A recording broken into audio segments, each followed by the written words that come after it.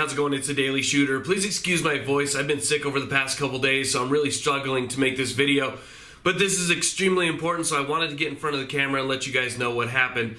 Now, you guys know that on this channel, I have discussed the Peruta v. San Diego case extensively for a long time.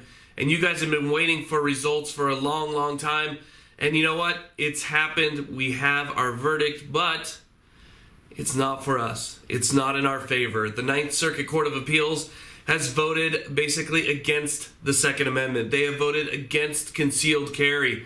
So they did vote against us. They voted against self-defense. This is definitely a bad result. It is not the result we wanted. It is completely aside from the result that we got from the three-judge panel, which voted that it was constitutional to carry a concealed firearm. The en banc hearings had determined that it is not covered by the Constitution.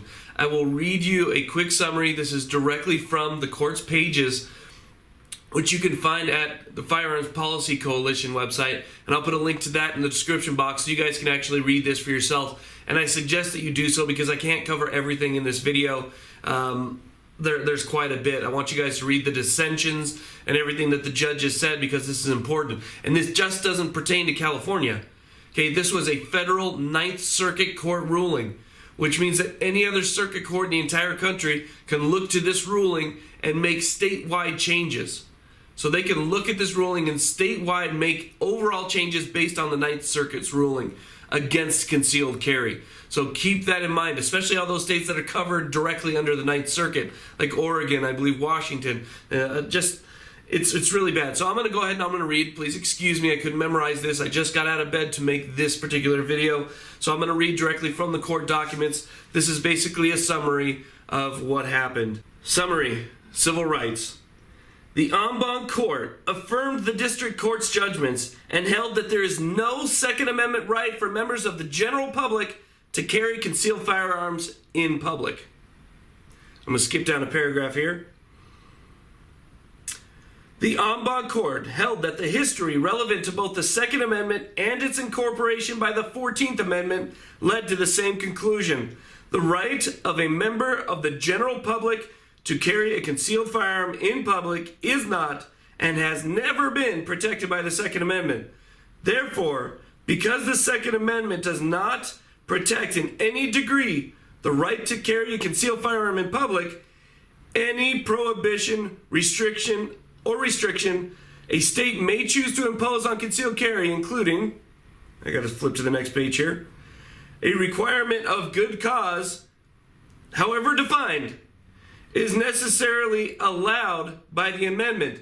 The en banc court stated that there may or may not be a Second Amendment right for a member of the general public to carry a concealed firearm openly in public, but the Supreme Court has not answered this question.